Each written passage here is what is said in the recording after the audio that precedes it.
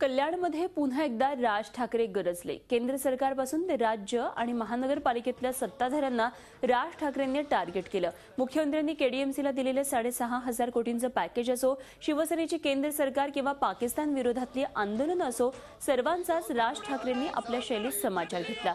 सत्तेत असून आंदोलन कसली करता असा खोचक सवाल राज ठाकरेंनी शिवसेनेला केला।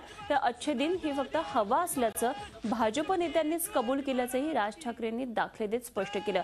आपल्या खास ठाकरे शैलीत राज ठाकरे पुन्हा गरजले खरे, मात्र कल्याण डोंबिवलीकर मनसेला किती पसंती दाखवतात हे आता पाहावं लागणार आहे।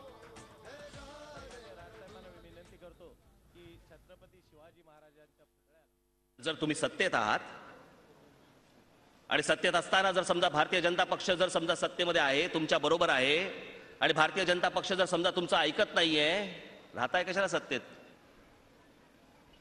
याचं एकमेव कारण त्या दिवशी सांगितलं ना, कधी सत्ता सोडायची आमचं आम्ही बघू। ते आम्हाला तरी काय करायचंय?